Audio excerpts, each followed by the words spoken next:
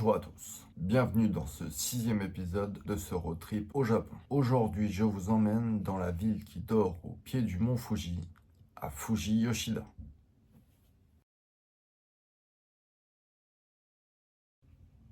Tout premier voyage au Japon se doit de comporter une visite à Fujisan. Moi, j'avais carrément prévu l'ascension. Mais la perte de mon iPhone a changé ça. À la base, on aurait dû se séparer avec mon collègue de façon à ce que j'arrive à Fuji Yoshida en fin de matinée. Mais ça, c'était en comptant sur une bonne connexion internet qui m'aurait permis de trouver les bons trains et pouvoir se tenir au courant. Sans ça, j'ai préféré jouer la sécurité en restant ensemble. Du coup, comme dit dans la précédente vidéo, on a pris notre train à Kinugawa Onsen pour rejoindre d'abord Utsunomiya, puis Tokyo. Et là, premier hic. On est arrivé 5 minutes avant le départ du prochain bus. Et le prochain était 2 heures après, à 15h30. On a donc profité pour manger et visiter un peu la gare de Shinjuku, la plus grande gare du monde, rien que ça. Mais c'est là qu'arrive le second hic, la météo. En effet, à ce moment-là sur le pays, passait un typhon. Rien de bien dangereux pour nous, mais il causera plusieurs arrêts de lignes de train, dont celle qu'on devait prendre le lendemain. Et aussi, le jour même, du retard. Oui, car autant les trains au Japon, toujours à l'heure, il n'y a pas de souci, les bus, c'est pas la même histoire. Rajoutez à ça des bouchons sur la route, et voilà comment on passe d'un trajet de 3 heures à un de 5 heures. Ce qui nous a fait arriver à Fujisan Station à 20h30. Et là, on n'a même pas fait 50 mètres qu'on a ressenti un séisme. Alors, depuis notre arrivée dans le pays, c'était le deuxième. Un, plus important, avait frappé le 4 août dans la ville de Miyazaki, dans le Kyushu, pendant que nous, on était à Hokkaido. Donc, on ne l'a pas vraiment ressenti. Celui-là, on l'a ressenti que quelques secondes, le temps juste de recevoir une alerte, et son épicentre était situé vers Tokyo. Niveau 7 quand même, mais il ne fera pas de gros dégâts. Mais sachez que les hôtels, par prudence, ne font pas fonctionner les ascenseurs dans ces cas-là. Heureusement qu'il n'y avait que 3 étages à Fujisan Station Hotel. Information ici. En gros, c'était pas la meilleure des journées au Japon, celle-là. On est quand même ressorti le soir pour manger des sushis à Totoyamichi.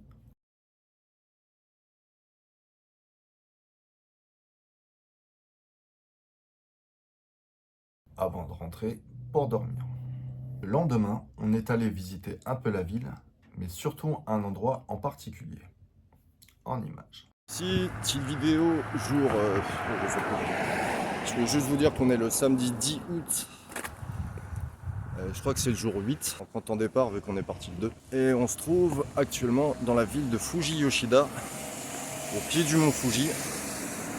Alors moi perso, je voulais venir ici parce que la ville est jumelée avec Chamonix. La ville est assez calme. Il y a un grand parc d'attractions par là-bas, le Fuji-Q Island, qui fête son anniversaire en ce moment parce qu'il y avait un genre, pas spectacle de drone, mais des lumières dans le ciel qui nous a bien fait bader pendant 5 minutes. On se demandait ce que c'était. Donc toutes les lumières redescendent, donc là on s'est dit que c'était des drones. Et sinon, le mont Fuji. Et là actuellement on se trouve dans une rue que je vais appeler la rue des Temples. Parce qu'en fait sur toute la route, il y a alternativement un temple, un sanctuaire, un temple, un sanctuaire. On va aller essayer d'un peu visiter ça. Alors petite vidéo, parce que sur les barrières en fait je vais pas y voir là. Mais il y a le mont Fuji qui est peint en relief en fait, avec un peu sur chaque barrière. Et c'est assez stylé en fait. Alors, on arrive en face du sanctuaire de Kitaguchi Honjo. Alors le nom est un peu plus long mais je le mettrai en bas dans la vidéo. Et c'est le départ originelle, on va dire, du mont Fuji. La randonnée à partir d'ici met 12 heures.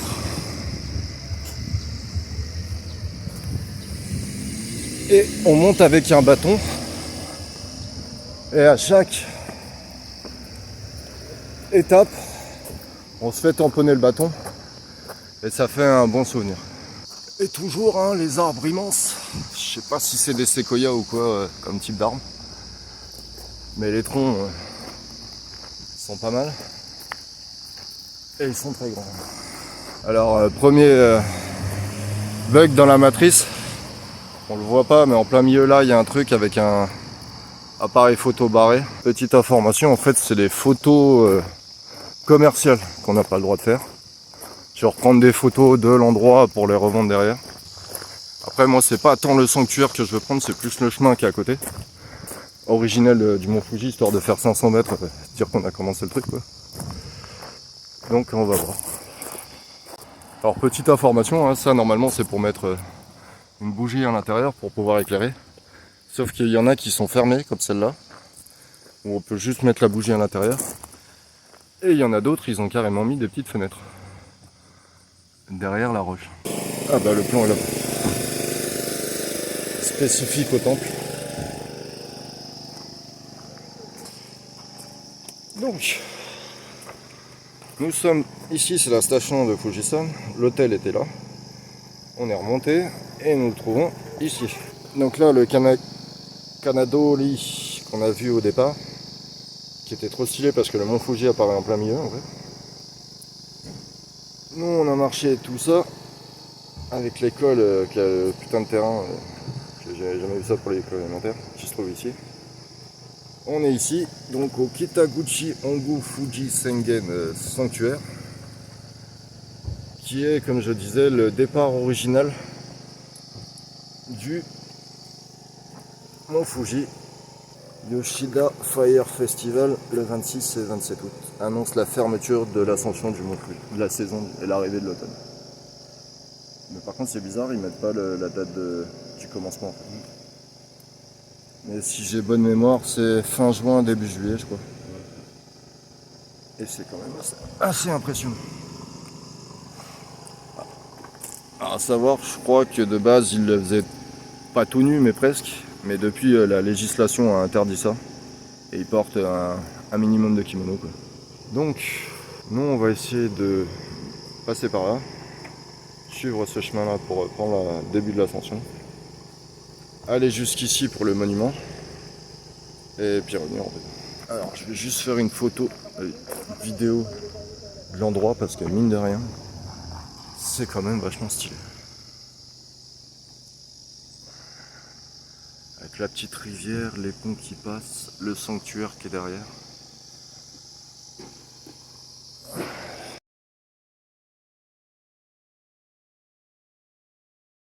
Juste faire une petite vidéo d'ensemble, je vais pas trop... C'est quand même bien joli, bien impressionnant. Le coin est calme.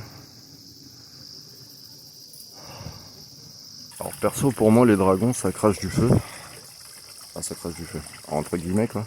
Donc à chaque fois que j'en vois un qui crache de l'eau, je suis déçu. Après ils font ce qu'ils veulent mais... Ils arrivent dans un lieu assez mythique. Avec tous les drapeaux ça fait ouf.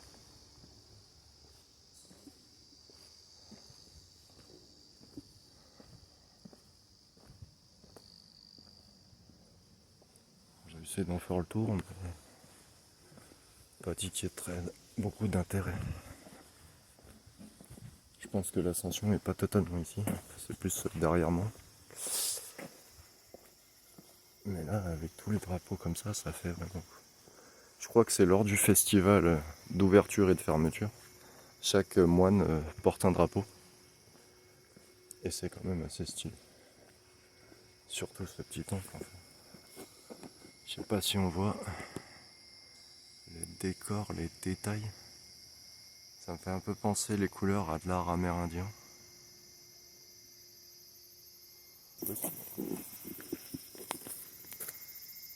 Alors, la photo de tout à l'heure, il y a le mont Fuji qui est derrière, mais bon. Parler de la vidéo d'Ichiban Japan qui fait la rando en partant d'ici. Donc on a trouvé un petit chemin, c'est toujours pas si c'est ça, mais on va aller voir. En plein dans la forêt. Ça se trouve c'est une autre partie du temple, du sanctuaire. Je m'y fais. Donc de retour sur le chemin, en fait il faut prendre un... Enfin soit le chemin original est par là-bas, soit en sortant du sanctuaire on prend par là, et c'est un peu plus haut. Donc comme je disais, Yoshida Trail, par là. Yoshida Guchi. Je me demande ce que ça fait. Alors ceci est un monument dédié à tous ceux qui ont perdu la vie en escaladant le mont Fuji. Donc c'est assez symbolique. Et là-bas on voit un grand détail de tous les gîtes qui sont sur la montagne. Quand on gravit, juste prendre le machin là-bas en photo, puis on y va.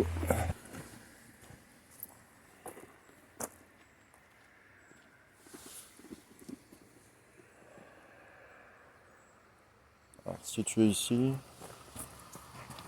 de là, t'as 4 km, enfin 3,6. Tac, tac, Ça doit être tac. le dénivelé, ça. Ah non, c'est le temps. Pardon. 100 minutes Euh, 100, ça fait quoi? ça fait 1h, ça fait 1h40.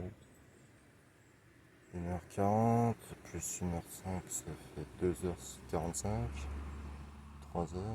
Ouais, tu vois, c'était 5h. Ah putain, oui! Ouais, c'est ça, ouais. Ça, c'est le chemin original pour monter à la station. Donc, t'as ouais, quasi la moitié du temps pour arriver au truc.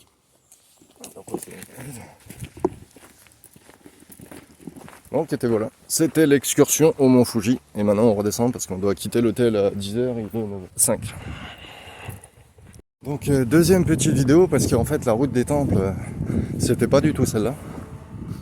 Donc là, je me dirige actuellement. Donc, en partant du Kitaguchi Park et Sanctuaire, on passe par là. Alors, comme je le disais, c'est déjà 9h15. On doit quitter l'hôtel à 10h. Donc, je vais éviter de trop m'attarder. Donc, ouais, comme je disais, notre partant du Kitaguchi Park et Sanctuaire, on redescend et ça sera un tchac. Avec le plan, je devrais pouvoir mettre les photos. Deuxième petit.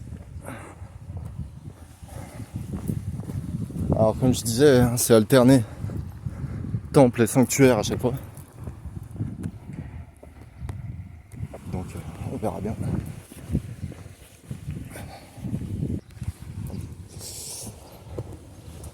C'est dommage, j'avais une vue sur un... Alors je sais pas si c'est un cerisier parce qu'il me semble qu'à cette époque ils sont plus en fleurs. Et il y avait un petit arbre joli qui passait sous la porte. Donc avant temple et ça sanctuaire. On peut voir que les sanctuaires shinto sont nettement plus simplistes on va dire. Agrémentés d'une petite église.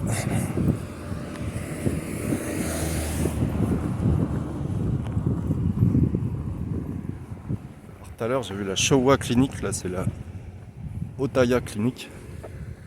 À côté on dirait d'un supermarché. C'est assez particulier.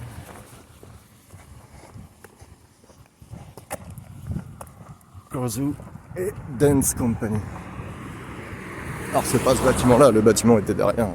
J'ai vu un parking, ça avait l'air d'être un peu plus grand.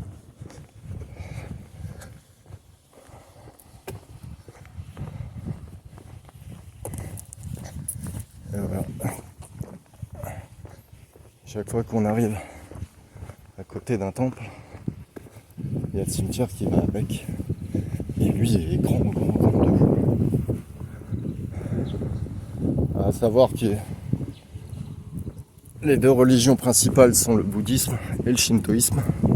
Bouddhisme, c'est les temples. C'est ceux avec la...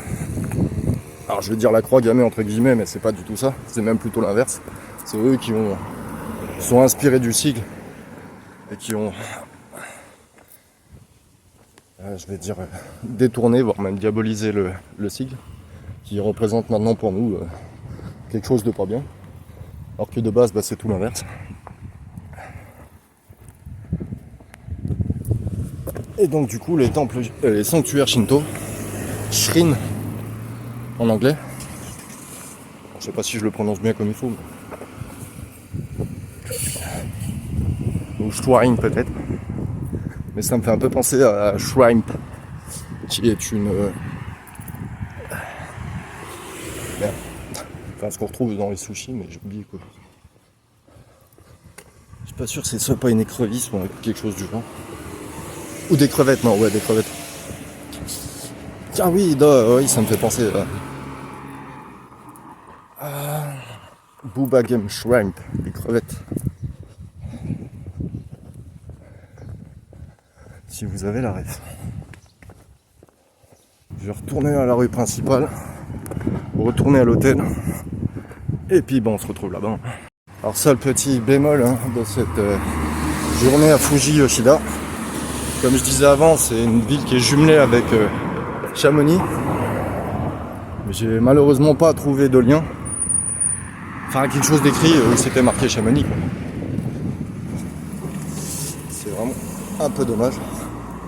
Alors je sais qu'ici aussi il y a un musée des cristaux, mais il se trouve plus vers Yamaguchi, je crois. Enfin la ville qui est un peu plus haut avec côté du lac. Donc qu'est-ce que c'est plus loin, je sais pas. Donc de bol, je voulais prendre la vidéo du mont Fuji, mais là, enfin une photo du mont Fuji à travers la porte. Mais là il est blindé de nuages, donc du coup... Fuji-san Station. Mont Fuji on voit pas.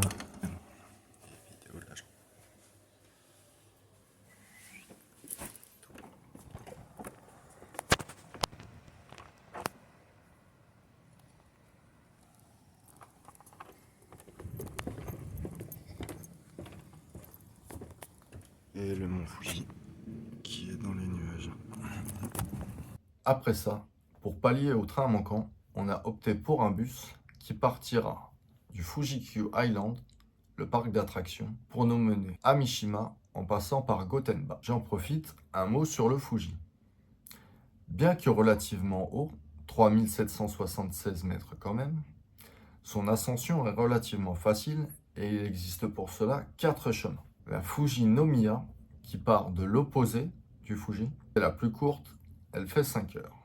La Gotemba, c'est la plus longue, alors pas en termes de temps, mais en termes de distance, puisqu'elle fait 14 km. Il y a aussi la Subashiri, qui est, on pourrait dire, la plus complexe.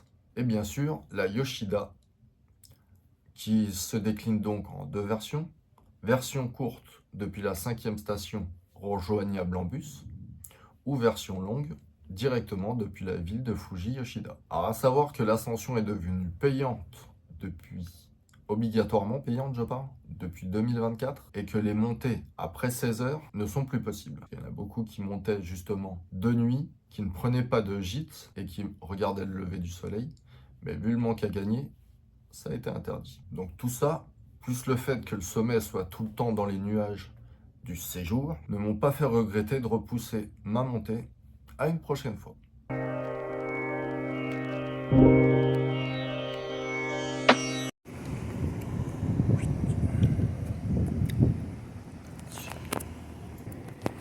Chicken Ekiben.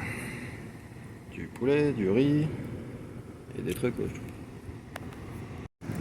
Et donc après cette escale à Fuji Yoshida, un peu hors norme on va dire, nous nous retrouvons, ou plutôt on a pris un bus jusqu'à Mishima,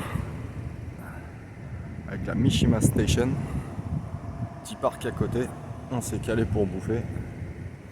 Vous voulez en visiter un autre qui avait pas l'air mal là-bas, 15 minutes de marche, donc ça c'est un peu loin, on verra si on a le temps pour le train. Et normalement ça devrait faire. À tout à l'heure. Donc deuxième petite vidéo de la journée, on a trouvé le parc Shirataki, qui est joli en soi, mais quand vous travaillez une valise de 20 kg, enfin voilà quoi. Enfin je vais dire, je vais pas la porter là quand même. Voilà, ça fait du bien parce que là on a marché une dizaine de minutes pour arriver jusqu'ici. En plein cagnard, je suis en nage, c'est un truc de fou.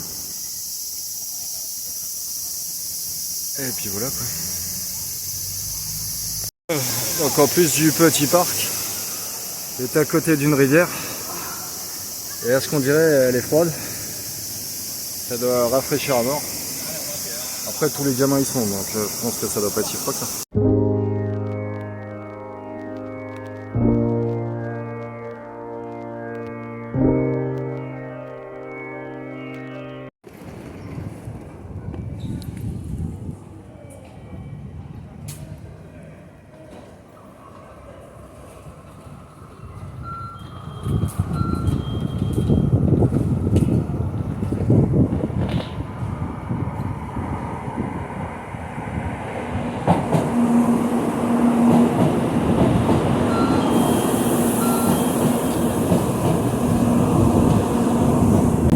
Le train que je venais de prendre était direction Kyoto, non Tokyo, et là voilà le nôtre qui arrive. Direction Kyoto.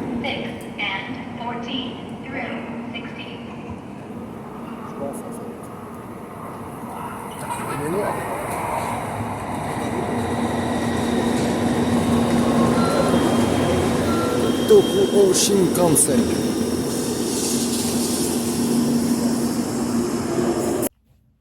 Donc, après ce court passage dans la ville de Mishima, on a repris cette fois le Shinkansen pour notre prochaine étape de ce road trip au Japon. Je vous remercie d'avoir regardé cette vidéo jusqu'au bout. Si elle vous a plu, n'hésitez pas à me le dire dans les commentaires. Moi, je vous dis à dans 2 semaines. C'était Remix. Ciao!